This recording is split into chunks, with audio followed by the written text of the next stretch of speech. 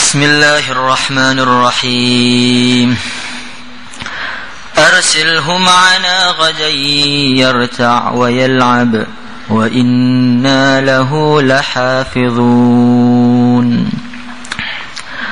Arsilhu, biarkanlah dia pergi ma'ana bersama kami ghadan, besok pagi, yarta', agar dia bisa bersenang-senang, wa yal'ab, dan bermain-main. Wa inna, dan kami, lahu, pada Yusuf, lahafizun, pasti menjaganya. Saudara-saudaranya Nabi Allah Yusuf alaihi salatu wassalam, dia mengatakan kepada ayahnya, wahai ayahku, biarkanlah Yusuf itu besok pagi, izinkanlah dia untuk ikut kami bermain-main, berburu, bersenang-senang. Wa inna lahu lahafizun, nanti pasti kami akan jaga dia, gak akan ada apa-apa pada Yusuf itu. Maknanya bagaimana? Maknanya saudara-saudara Nabi Allah Yusuf alaihissalatu wassalam ini masih terus-menerus membikin tipu daya kepada ayahnya. Cara yang pertama gagal, diulang lagi yang kedua, ketiga, keempat. Wa inna lahu lahafizun, nanti pasti akan kami jaga. Padahal rencana mereka akan membuang Yusuf itu ke sumur, tapi mereka mengatakan wa inna lahu lahafizun.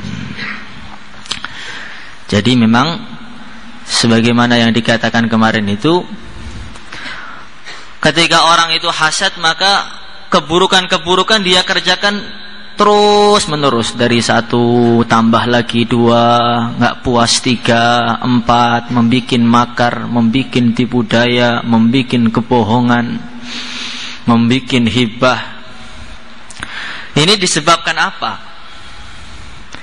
Disebabkan kok mereka itu berani melakukan kemaksiatan yang begitu dahsyatnya, menipu Nabi, ayah mereka sendiri, mencelakakan calon Nabi. Mereka kok berani melakukan kejahatan yang begitu besar ini, sebabnya apa?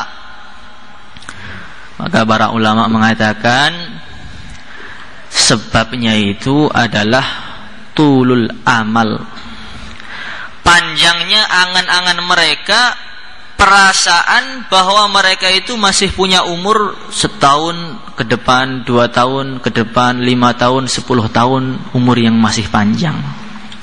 Ketika orang itu sudah tulul amal, merasa umurnya itu masih panjang, 10 tahun, 100 tahun ke depan, maka dia nanti akan berani melakukan kemaksiatan. Dan kalaupun terjadi betul kemaksiatan tadi, dia akan menunda-nunda taubatnya. Uqtulu Yusufa aw itrahuhu ardan yahlu lakum wajhu abikum wa takunu min ba'dihi qauman salihin. Kalian bunuh Yusuf itu, atau kalian buang di negeri yang asing, sehingga perhatian ayah kalian dicurahkan kepada kalian semuanya. Wa takunu min ba'dihi qauman salihin. Nanti setelah kita melakukan kemaksiatan ini, setelah kita melakukan kriminal ini, kita nanti tobat, kemudian jadi orang soleh. Maknanya mereka itu sudah punya rencana jauh-jauh hari, rencana yang panjang ke depan. Kita lakukan kemaksiatan, kemudian kita tobat. Itulah tulul amal. Maka Rasulullah sallallahu alaihi wasallam, beliau itu membuat gambaran bagaimana tulul amal tadi. Beliau menggaris segi 4. Di tengah garis segi 4 tadi ada satu garis, satu. Segi 4, di tengahnya ada garis 1. Di luar garis segi 4 tadi ada garis lagi, 1. Dan di pinggir garis-garis yang tengah itu ada garis kecil-kecil gitu.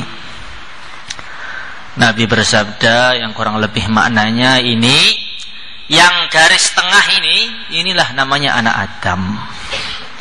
Anak Adam itu dikelilingi dengan garis-garis kecil, masalah-masalah, sakit-sakit, ujian-ujian yang gak ada hentinya dari dalam diri dia itu. Kena penyakit, masalah ekonomi, masalah pertikaian, masalah keluarga yang gak begitu banyak sekali, gak ada habisnya. Kalaupun anak Adam bisa melewati masalah-masalah tadi yang kecil-kecil tadi, dia tidak akan bisa melewati satu garis kotak tadi, yaitu ajal dia. Dan garis yang ada di luar kotak tadi, itulah amal angan-angan dia. Jadi anak Adam itu angan-angannya sampai keluar lebih jauh daripada umur yang diberikan untuknya. Mungkin diberi umur 4 tahun, 40 tahun, 50 tahun, tapi rencana ke depan sudah sampai 60 tahun, 70 tahun, 80 tahun. Nanti saya akan begini, saya akan mencari harta, mencari tahta, saya akan begini, begitu, bikin rumah, setelah ini saya akan terus panjang sekali. Lah, ketika sudah tulul amal seperti inilah orang ini akan berani melakukan kemaksiatan. Kalau orang pulang ketika bulan Ramadan, maka dalam benak dia, dalam otak dia, umur saya masih panjang, akan sampai Syawal nanti. Ketika dia tulul amal tadi, maka berani melakukan kemaksiatan itu. Sudahlah, kerjakan aja maksiat 1 bulan aja. Beli HP 1 bulan, pacaran 1 bulanan nggak apa-apa. Syawal istighosah lagi, tobat lagi. Cuman 1 bulan aja, sudah 11 bulan amal agama, maksiat sebulan aja kok. Ya, penyegaran lah di rumah. Penyegarannya dengan kemaksiatan. Sini qalil wa ana syab. Umur saya itu masih muda. Kapan-kapan juga bisa tobatnya. Saya ini pemuda. Padahal Nabi Allah Isa alaihi salatu wasallam beliau bersabda, pada hakikatnya hari itu cuma 3. Hari amsi madha ma biyadika minhu syai' wa ghadan la tadri atudrikuhu am la wa yaumun anta fihi faghtanimhu. Beliau bersabda, pada hakikatnya hari itu cuma 3. Hari yang kemarin, pertama hari yang kemarin, dan tidak akan pernah kembali selama-lamanya.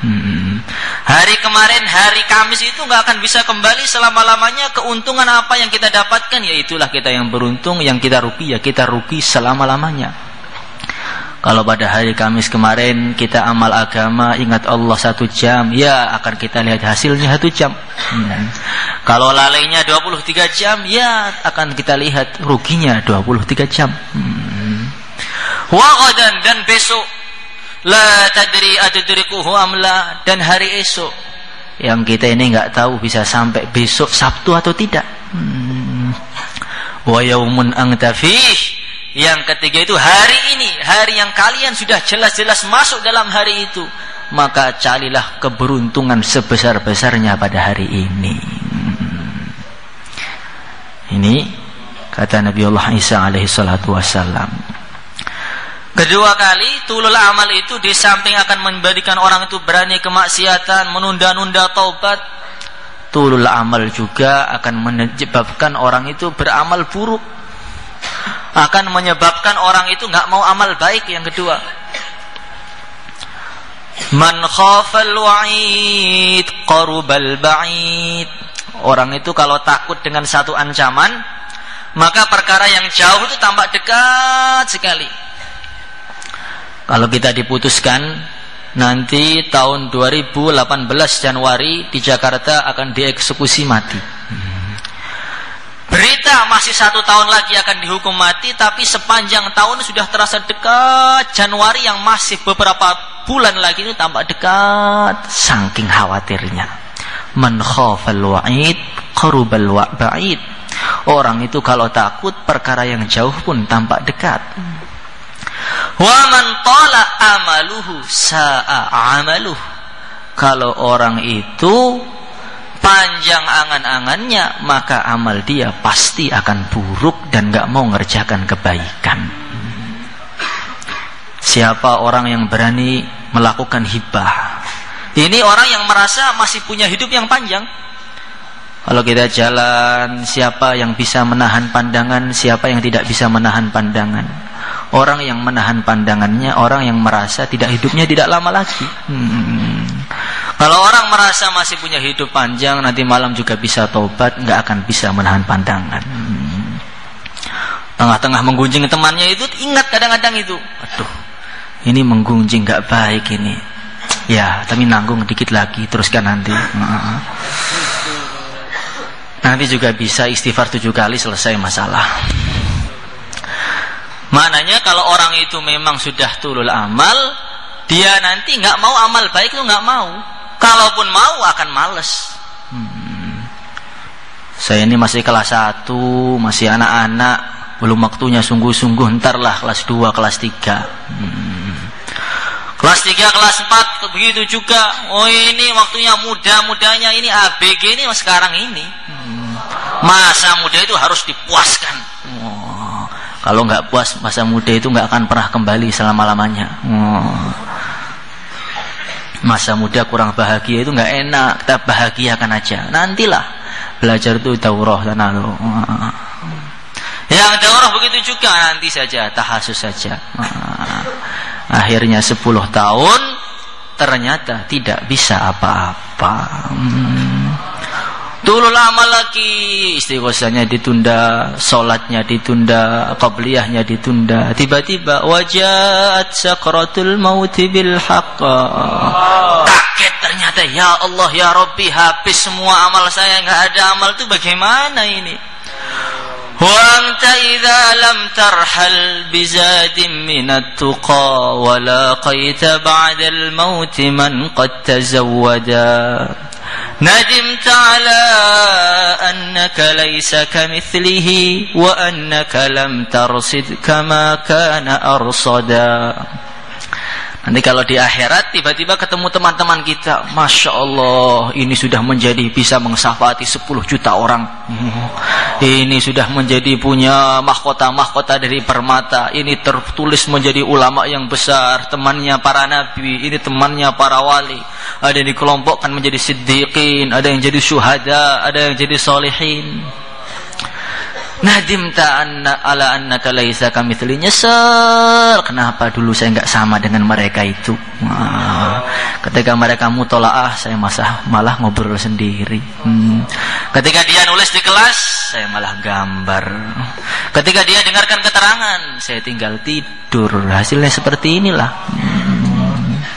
Ketika dia tidur, justru saya malah bangun. Bagaimana? Maka Rasulullah Shallallahu Alaihi Wasallam itu betul-betul tidak suka dengan tulul amal tadi. Maka Sayyidina Usamah itu beli budak, dicicil 1 bulan. Beli budak dicicil 1 bulan ini biasalah. Namanya orang beli budak cicil 1 bulan biasa. Tapi Nabi betul-betul menegur Sayyidina Usamah tadi. Inna Usamah talatawilul amal. Usamah itu angan-angannya panjang sekali. Dia kok bisa ya beli budak dicicil sampai sebulan, perasaannya apa umurnya sampai situ? Wallahi ma wada'tu qadaman fadhanantu anni arfa'uha wala luqmatan fadhanantu anni usihuha. Demi Allah kata Rasulullah sallallahu alaihi wasallam, tidak pernah saya ini melangkahkan kaki, saya merasa bisa mengangkat kaki yang kedua kalinya. Tidak pernah saya manggil 1 suap makanan, saya merasa bisa menelannya. Jadi Nabi itu amalnya betul-betul pendek, betul, nggak punya angan-angan bisa hidup 1 jam, jangan 1 jam, mengedipkan mata aja nggak punya angan-angan bisa membuka lagi. Sehingga kalau orang itu sudah nggak tulul amal itu bisa sungguh-sungguh. Ini yang kedua. Yang ketiga kalinya, orang itu kalau sudah tulul amal, dia nanti pasti akan lupa dengan akhirat. Ketika orang cita-citanya, angan-angannya itu panjang ke depan, dia itu pasti akan lupa dengan akhirat. Ketika dia lupa dengan akhirat, akan mengeraskan hati dia. Kebalikannya, kalau orang itu ingat dengan akhirat, nanti akan memendekkan amal dia. Kita renungi apa yang harus kita pertanggungjawabkan nanti di akhirat dari perbuatan-perbuatan kita ini. Kita ingat bagaimana pada hari Musa Allah tanya jawab langsung dengan Allah Subhanahu wa ta'ala tanpa perantara, tanpa penerjemah, nanti bagaimana? Hari kiamat yang mana malaikat-malaikat turun dari langit yang besar-besar badannya seperti raksasa-raksasa sebagai panitianya. Yang jarak di antara kedua mata mereka itu jarak 100 tahun perjalanan. Tapi manusia raksasa, malaikat-malaikat raksasa yang hebat-hebat, besar-besar seperti ini, saat itu sangat gentingnya hari tadi, sampai seolah-olah mereka itu burung yang sedang kedinginan. Kalau malaikat yang gak punya salah takutnya seperti itu, bagaimana keadaan manusia yang penuh salah? Perasaan mereka bagaimana ketika itu? Yauma yajma'u Allahu ar-rusula fayaqulu madza ujibtum qalu la ilma lana innaka anta 'allamul ghuyub. Nanti orang-orang yang mulia-mulia itu, para nabi, para rasul yang jelas masuk surga, orang yang tertinggi derajatnya akan dipanggil satu persatu oleh Allah Subhanahu wa ta'ala. Akan ditanya mereka, madza ujibtum, bagaimana tanggapan umat kalian kepada kalian ketika di dunia dulu? Saking mencekamnya keadaan, saking mengerikannya, menakutkannya, khawatirnya, sampai ilmu mereka itu hilang semuanya, gak bisa jawab. La ilma lana innaka anta 'allamul ghuyub. Ya Allah, gak tahu, saya gak punya ilmu apa-apa, gak tahu dulu bagaimana di dunia dulu. Nabi Isa pun dipanggil, ditanya pertanggungjawabannya. A'ata qulta lin-nasi ittakhiduni wa ummiya ilahaini min dunillah. Wahai Isa, apakah dulu ketika di dunia kamu nyuruh orang nyembah kamu dan ibumu?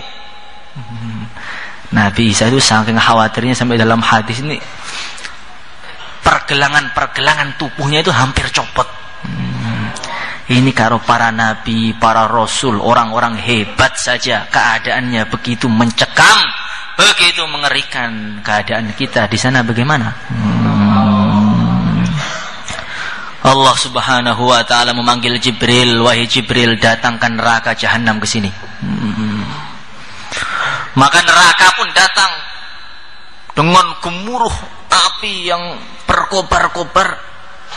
Kemudian neraka tadi berteriak dengan teriakan yang menyakitkan, yang meledak-ledak, sampai orang semua langsung berlutut. Wa tara kulla ummatin jathiyah, semua orang berlutut saking khawatirnya akan dimasukkan ke neraka. Maka neraka pun mengulangi teriakan yang kedua yang lebih menggelegar lagi, lebih dahsyat lagi. Setiap orang langsung merasa ketika itu sudah pasti kami pasti masuk neraka ini, pasti kami disiksa, pasti kami lah yang hancur. Semua orang sudah seakan-akan hampir nggak ada harapan. Ini jelas yang hancur saya ini. Kemudian neraka jahanam teriak lagi dengan teriakan yang ketiga yang betul-betul meledak-ledak itu.